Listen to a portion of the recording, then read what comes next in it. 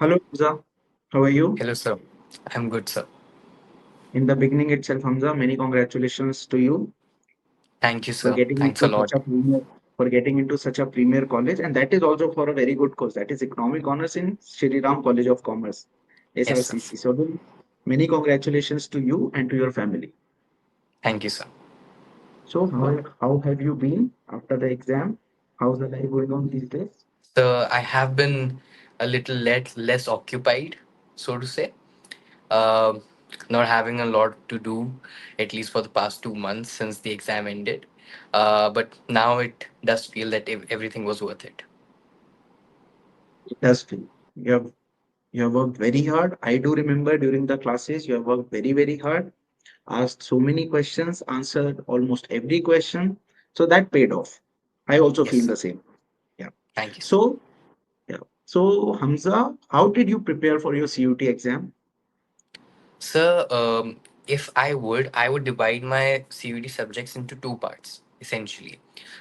Firstly, there were the heavily theory-based subjects, which were maths, which were not maths, history, pol science, and economics. And then there were the two subjects which required practice, just rather than just theory learning, which were maths and English. So for maths, I prepared all throughout the year because the thing is that when you do MCQs in a subject as complex as maths, time management becomes a very big necessity.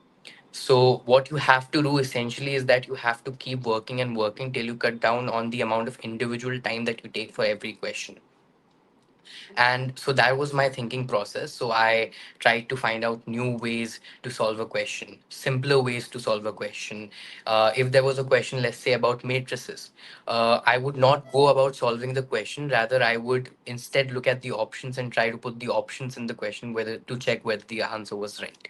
So that's just one example of how I went about math. So for maths, I generally prepared for all throughout the year roughly. For English, I did not prepare all throughout the year, but I did prepare very well in the last 2 months of my prep. So for English, the basic things I did were where I brushed up on vocabulary almost every day. I had a document of sorts wherein I would just put in every new word that I would find, whether I would come across them in mock tests or passages or exercise books. I would just put them in, and then I would go through them periodically, not daily but at least periodically, so that I remember what they meant. For the other three theory based subjects, economics, pol science, and history, i I just went through the NCRTs. I read them completely over and over again till I understood every part of them. I did not leave anything with regards to NCRT. Even in, for example, in economics, there was a lot of content that was not directly mentioned in in the syllabus. For example, some of the boxes were not directly mentioned, but I went through each and every one of them. Even if I did not understand them completely on the first attempt, I did go through them again and again so that I could understand them. And as it turned out, that was beneficial towards my practice. A lot of questions came from those boxes which people would generally leave. And for history and pol science, dates were very crucial. So you have to really remember the dates. It is I very do essential. remember. I do remember you asking specifically about dates and asking me to make you students Yes. practice more and more about it. I do remember that aspect. Yes, sir. For example, there was one question that I got asked in my history exam. It was about the date. It was about the date of the Battle of Plassey. The exact date. They asked the exact date, and the thing is that the exact date is mentioned in the book, but in a very peculiar way. It is mentioned in the way of an anniversary. It was mentioned that the English rule would come to an end on the anniversary, on the 100th anniversary of the Battle of Plassey. So that was how it was mentioned, and the options were not something that you could easily eliminate. It was 21st, 22nd, 23rd, and 24th. So you had to remember the date, otherwise you could not attempt the question. So, I would call it as a moderate to difficult level question. How they are framing questions also. See, so yes, sir. very Uh, beautifully. Yeah. Continue, yeah. Hamza. Yeah, for example, even in history, in the new version of history textbooks, there is a box for the various committees of the Constituent Assembly and their respective heads. So, a few questions, I think one question at least I remember exactly that came from it was a match the following question. So, and in pol science, it was basically essentially the same idea that information came from the extra information boxes that you would generally ignore when you would study for the board exams. But again, I think those are very important. I think that's exactly what put me over the edge. I i did the boxes and the extra information. I did not leave anything when it came to the ncrts. Now, Hamza, talking about how did you manage preparing for both board examination as well as CET examination? So, since the syllabus was essentially same for at least the four subjects, right? Maths, history, pol science, and economics. The subject matter was essentially the same for boards, as well as for CUET. We did get a shocker on in economics a few months before because they changed the syllabus a little bit, but more or less it remained the same. So managing was not really a difficult task because what I had to do essentially was that for the board's exam, I had to prepare for multiple types of questions. I had to prepare for subjective questions as well as objective questions. When it came to CUD, I only had to prepare for objective questions. So my thinking process was that even if I was preparing for the subjective questions, I would try to remember how I would do it if it was an objective question. For example, if there was a question in maths. Um, I think there were multiple questions in maths of this type wherein the process was very long, but there was a very easy way you could reach the answer, right? So I would try to find out those ways as well. If there was an easier way to find out the answer to that question, for example, I remember that last year a question came in the maths section. I think the core maths section of the maths paper, and I think that same question was also asked in boards this year. So this is how it is. They do overlap.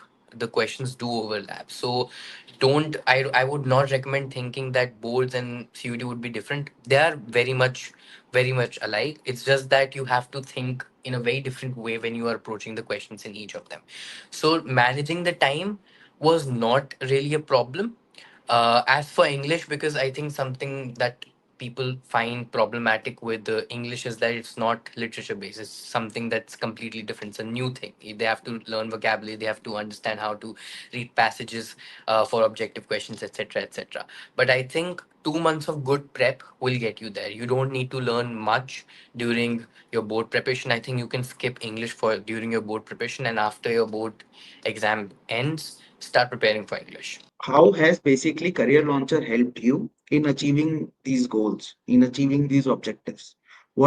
How do you rate basically? What are your views about Career Launcher? How it has Yes, sir. helped you in achieving these objectives? Yes, sir. So, with regards to Career Launcher, two things were very beneficial for me. Firstly, especially for CUET prep, I would focus on CUET prep here. So, firstly, the lecture videos, which specifically were released after the board exam ended for the CUET prep specifically, they helped me a lot. I did not attend all the lectures, but since the recordings were available to me, it helped me a lot. Basically, I could go through summaries of content which teachers had prepared. Plus, I could also go through the questions that they had also prepared as practice. Right. So those were very beneficial. I did all of them. I did not skip a single video because I think those questions were framed in a manner that they generally would not be asked, but they picked up on very little details which other people would generally miss. So that helped with the details really well. Secondly, the mocks really helped a lot. I think it's the mocks that helped me build very efficient way to approach the question paper. For example, the economics, English, pol science, every subject except maths essentially. Um, I completed within the time limit, within with sufficient time left. So, for example, for English, I think I had at least 30 to 40 minutes left before I had completed my paper. For economics, I had 30 minutes left. For history and pol science, I had 45 and 45 minutes left. I completed the paper in 15 minutes because I could breeze through the paper. I understood how to attempt the paper, and it also helps. The mocks also help in one another way, which is something that people would not generally think about. It's the interface. When you encounter that interface for the first time, it becomes complex, it becomes challenging. You have to scroll down and you have to see whether the option is which option I have to pick, right? But when you have done the same thing over and over again, it helps you in a way that you become more familiar with the interface in itself, and so you don't have to really worry about how I would have to, how I whether I would panic on the day of the exam or not. For maths, see, I think there is not really a way wherein you can actually leave a significant amount of time or complete the paper within the time limit, like with significant amount of time left. I think that's not really possible because especially in my shift the paper was very difficult. um, Even though I had scored roughly 188 marks, I still got 99.4 percentile. So the paper in my shift was obviously very difficult. But I think there were some shifts. So this is something that depends on shift to shift, wherein whether you will be able to complete your paper within the time limit or not. So I think the resources helped me in two ways again. If I was to summarize, the lecture videos helped me to prepare with the fine details, and the mocks helped me with the interface. Plus, it helped me manage my time.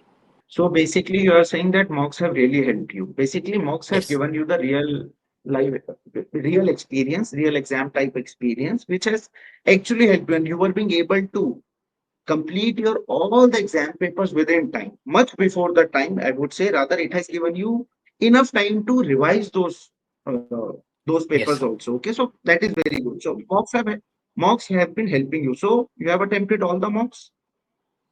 Almost all the Like mocks. many I think questions for you can watch. only I think only a few mocks for economics were left. Otherwise, I had completed all the books. Great, great, great. So Hamza, uh, now you have already reached where you wanted to. When we are talking about SRCC, Shriram College of Commerce, you have gotten into very good course, that is BA Honors Economics. Now, what about the future aspirants who are looking up to you? Okay, what are your Yes. advice and tips to those students who will be appearing in upcoming years?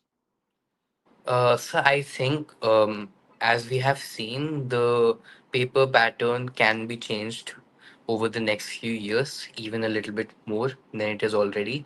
So I think the first thing that they should realize is that the paper pattern could change. So they should be prepared for that at all times. Secondly, um, I think the one advice that I would like to give is that you need to do mocks, right? Just learning or practicing is not only enough. You need to do mocks. You need to see whether you do the paper within the time limit, whether you are able to do the paper within the time limit. And especially, I think this would be especially important for subjects which are not theory based, like English or maths, because these are subjects wherein people generally struggle with time management. I think theory based subjects, by and large, either you know the answer or you don't. But in these two subjects, it's a bit of a murky thing, right? So, yeah. And thirdly, I think keep working hard. I think it does eventually pay off in the end. I think you will feel at times there's a learning curve, obviously, right? You will feel confident in the beginning, and then you would see your confidence drop. uh, but keep working hard. That's I think that's my only uh I think that was one problem that I faced very specifically, is that you start in the beginning and then you are so confident that you will do well, and then as you go and go, and then you feel that that your practice is redundant. But I think it's exactly at that time that your practice is not redundant, right? You need to feel that as well, right? So yeah, these three things: be prepared for any changes, do mocks, and do hard work, irrespective of what you feel at that moment. Right. So Hamza, it was really nice talking to you. Again, many, many congratulations to you and to your family. Okay, I wish you all the very, very best for your future endeavors. Okay, Thank Hamza, you, sir. thank you very Thank much. you. Thank you Thank you, very sir. much.